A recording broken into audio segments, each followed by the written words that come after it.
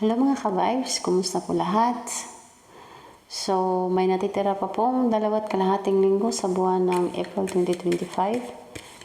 Ito po ay magbabasa ako sa mga zodiac sign tungkol po sa kanilang pag-ibig at kapirahan. So, ang susunod pong zodiac sign na babasahin ko ay ang Aquarius. So, Aquarius, hello.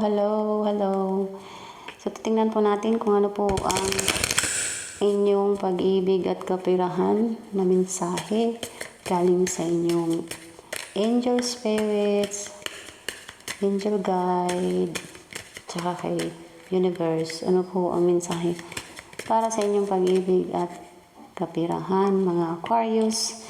So, tingnan natin sa cards kung ano po ang mensahe para kay Aquarius, pag-ibig at pera.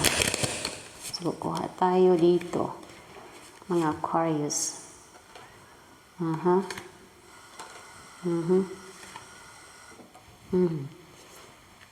So, tingnan natin. Aquarius.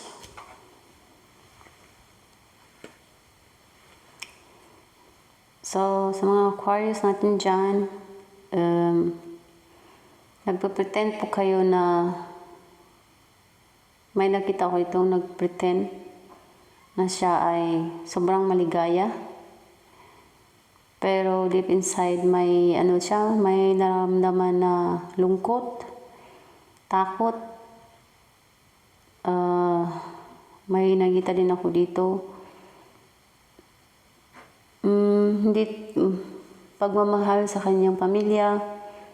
Ito ay pagmamahal, pag-ibig sa concern sa kanyang partner, pag-ibig sa pamilya, pag-ibig sa kanyang asawa, sa jowa.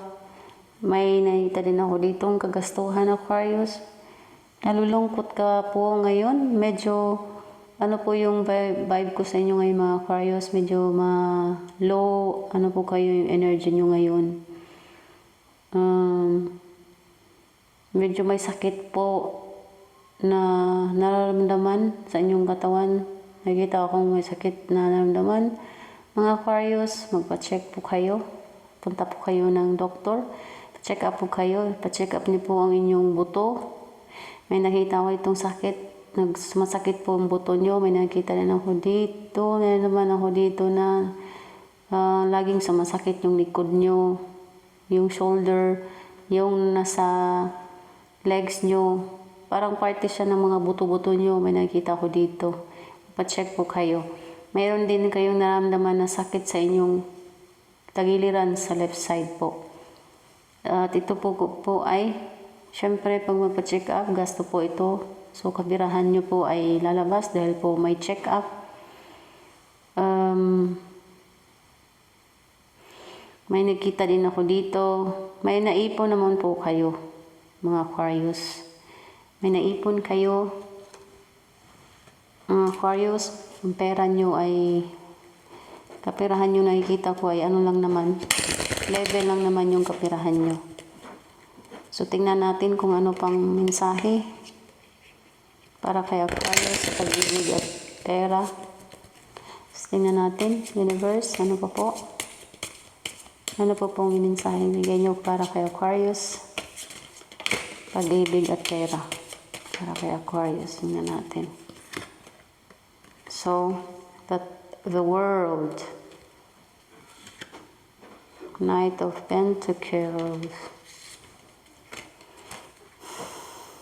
Page of Pentacles.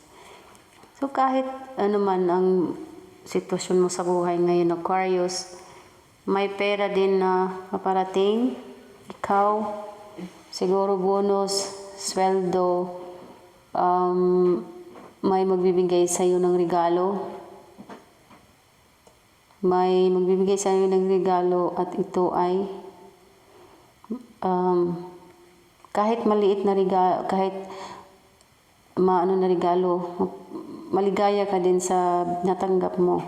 Appreciation, na-appreciate mo lahat. At sa dito po nakikita ko, mga Aquarius, may paglalakbay. May paglalakbay, depende po yan. Malayong lugar o sa malapit lang, basta may paglalakbay. May nakita din ako ditong pera para kay Aquarius. Bonus, nakikita ko. Regalo, nakikita dito. Ang daming nainggit ni Aquarius dahil sa inyong kagandaang loob. May sikretong tao na may pagtingin po sa inyo. May taong nakatingin sa inyo ng sikreto. Nag-o-observe to lahat. Pina-follow ka po kung saan man ang anumang klaseng mga apps po meron ka, web, Facebook. Ang panahon ngayon, syempre lahat access na. Makikita na sa buong mundo.